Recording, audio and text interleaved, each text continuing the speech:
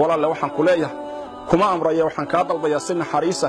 shariidka kooban oo aayadaha quraanka iyo axaadiista iyo qisaska islaamiga ku duuban yihiin cid aad gaarsiin karto dhan gaarsii inta kuugu jirto oo dhan la sheer garay fariintani maanta waxay tahay inaan ku soo gudbinayno aan ku leenahay ogow oo xusuusnow inaad adoon Ilaahay tahay inaadan iloobin wixii lagu abuuray inaadan iloobin maqsadka laga leeyahay inaadan iloobin cidda kaliya wax ku tari karta abaar iyo mushkilad hadaad dareemayso hadaad awlaad la'aan dareemayso hadaad caafimaad la'aan dareemayso hadaad maxaan ku dhahdaayay masiibo iyo dulmi cid ka haysta jiro Ilaahay inaad xasuusnatoodan iloobin way fariintu saddex misaal baan ku siinaya qisada koobaad waxa lagu tilmaamaa ibn abi dunya kitaabu leeyahay inuu ku wariyay isagoo zuhdiga ka waramayay iyo alla bariga iyo cibaadada qofka muslimka ah waxa kale oo wariyay Hasan al-Basri isagoo Anas ibn Malik ka wariyay nin ansaariya inuu ahaa nin ganacsada lagu tilmaamay naasik iyo waric xalaal miirad inuu ahaa xilligii nabi Muhammad alayhi salaatu wasalaam ninkaasi inuu maalin maalmaha kamida isagoo safar doonaya soo maray tuulooyinka iyo magaalooyinka deegaanka bani aadamka kamida oo dhinaca Shaam inay ahayd lagu tilmaamay ninkii waxa uu warsaday cid gaadiidlaya oo uu kaashado oo uu weheshado oo dariiqa marisa waxa loo sheegay nin dadka ka kireeya fardo ninkii baa farda iyo gaadiid ka kireeyay ninkaas oo tuugaha asalkiisa yaa markii wadadii dhexda la sii marayay wuxuu yiri wadadan inagu leex waxa uu yiri war wadadan haynagu leexina tana raadkiya dadka cagtoodu ka muuqataaya ina mari wuxuu yiri may anigu tana aqaano tana dhow oo tana toobiya wadadii ayuu ku hormaray ninkii dabeedna markii hawd halkaas ahiya keenaya dhul qariib la dhex maray iyo togag la maraayo yaa wuxuu tusay lafa dad badan oo dhintay waxa uu ku yiri intaasoo aadama ah aniga ayaa dilay waxaana u qoonsaday inaan furto oo sidaan adiga maanta qaadicu dariiqa kuugu ahay aan maalkaaga iyo dhiigaaga banaysto wuxuu ku yiri maalka iska qaado laakiin dhiigayga ii badbaadi awlaadayda iyo ehelkayga aanu noqdo hooyadayba kaligay dhashay sidii loo hantaatici lahaa ayuu aad u calacalay wuxuu ku yiri inta aan dilayba hadal fiican way yiraahdeen qofna kama maqal waxa uu yiri waxaan ku yiri war afar rakacadood intaan tukanayo ma ii kaadin kartaa mar hadaad dilayso markaas wuxuu yiri waxa tukataa inta aad rabto waxa uu yiri waxaan bilaabay salaad waxaan isku dhaxwaday ducooyin iyo ayad quraan oo qalbigayga ku soo dhacaysay ayada quraanki waxay amman yujibu al-mudarra idha da'aa wa yakshifu as-su'a wa yaj'alukum khulafa al-ard a ilahum ma'a Allah ayada qalbigayga ku soo noqonaysay ducaduna waxay ahayd ya wadud ya dhul arsh al-majid ya fa'alu lima yurid ducooyinkaas ayu akhriyay aghithni ya mughith wa aghithni bi ku'al ali ducada markuu akhriyay ya rakacadihiisa ku dhex jiray yaa wuxuu lusku la hortaagnaa warankii uu ku dili lahaa ayuu la hortaagnaayo dhaqso ayuu lahaa wuxuu u jeeday ninkii oo durbadiiba xagga dambe jaleecay oo dhinaca fiiriyay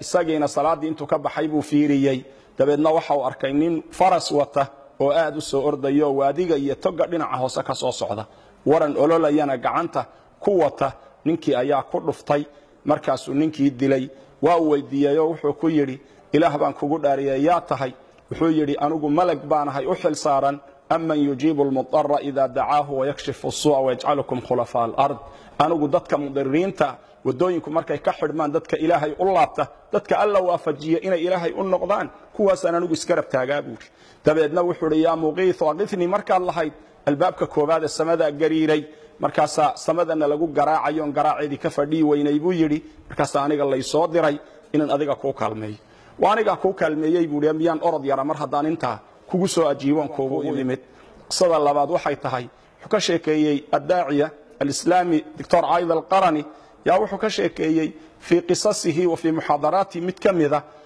in a'raabihi oo safar galay isagoo safaradiisi ku jira inuu la kulmay awr qooqan oo haa'ijaho jamalaho cilla jooga ah oo dallayso khatara awrkii inuu ninkii caydsaday jabalku hadii ama awrku ku caydsadana ka bixi karimayst awrkii baa wuxuu waan la warwareegay markuu i qaban gaadhaba waanu jaray dabeedna waxaan arkay mar dambe anoo quustay ayaan arkay god afka soo kala haya godkii ayaan dib u galay anoo xagga wajiga dhulka u soo jeediyay banaanka oo banaanka soo xigsiyo islaha bal afkoon ha kugu cuno intuu lugaha kula dhici lahaa ku jajabin lahaa oo silcsan ka tagi lahaa dabeedna waxa uu in yar hadaan godkii ku jirin qalbigayga waxa uu ku xasiloona أمن يجيب المضر إذا دعاه ويكشف السوء ويجعلكم خلفاء الأرض أإله مع الله يا أمن يجيب المضر يا أمن يجيب المضر انت وحنا هين وان إلو بيبوري ولا ليال مرك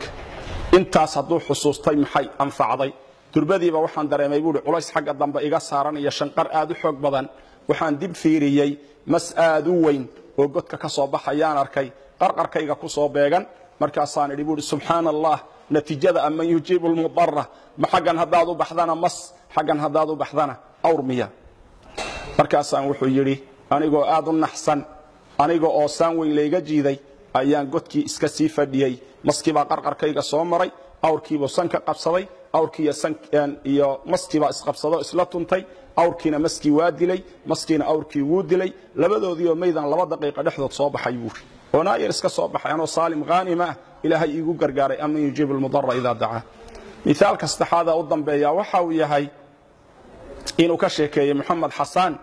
wuxuu yiri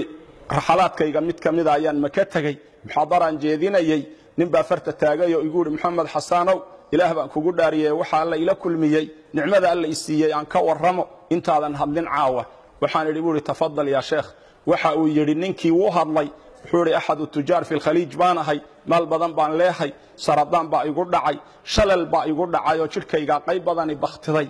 waxa uu yiri noloshaydii baan ka quustay muqcid baan iska ahaayo sariirtaasaan iska jiifay maalin maalmaha kamida xajka oo aad loo xajiyayo yaan idhi buuri tollaay maalintan meel ka haystay oon taladiya tabarta hayay maanta talan hayaa tabar baanan hayn shalayna tabar baan hayay talamaanan hayn maalkayga hadaan ka xajii lahaa maanta aan sidan u dhintay wuxuu yiri murugadan ima hayseen markaasaan wiilashaydi intaan u yeeray ku yiri waryaada igeeya xajka igeeya baan idhi buuri anigoo doonaya rabbiga baytka iska leh inaan awoodiisa badan ku bariyo inaan qurbi iyo dhawaansho intaan muujiyo tabartayda intaan tijaabiyo inaan ilaahay bariyo albaab kale oo ii furan inuuna jirin wad garanaysaan taajir maal haysta xuri jarmalka gee ingiriiska gee maraykanka gee faransiiska u dhig talyaaniga u dhig meel walba waa la igala soo qustay buuri caalamka wixii dhakhtar ahaa oo dhan waan soo maray waxaan xasuustay kaliya ilaahay baabkiisu inuu ii furan yahay waxaan idhi buuri war hal ay geeyo saaba lagu geyn wariqaado sariirtayda ii dhiga gaarigayga khaaska ah igu kaxeeya baan idhi buuri waa la kaxeeyayo xaramka la geeyayo kacbada markaan gaaray yaa la igu warwareejiyay oo la igu dawaafsiyay gaari gacan iyo waxa curyaanka loogu tala galay markaasaan idhi buuri wariga dajiya markii la iga dhigay baan intaan siqay kacbada qabsaday markaasaan qaylo intay afkaygu karayay ku shubtay buuri ilaan codkii qayladan qaylinay codkii xidhmay buuri waxaan idhi buuri rabbigi baytkan lahaayo rabbigi abraha ka qabtayo rabbigi muhammad u furayo rabbigi sidan yeelayo rabbigi muuse badbaadiyayo rabbigi fircoon halaagayo rabbigi sidan yeelayo anigana maanta waan ku garan la shalay markaan caafimaad ka qabay maanta on tabar yar ahay baan ku gartay naxariistaada shay walba ka balaad ilaahu ii naxariiso waxaan idhi buuri lugahaygi ii soo celi ilaahay oo gurigaaga markaan ka baxo ama luga kuway aan kaga baxo ama qabriga iga bixiyo nafta iga qaad baan idhi buuri anoo daalay intaan lulmooday baan dhinac u yar dhacay oo wiilashaydii qaadeen oo meel yar seexiyeeno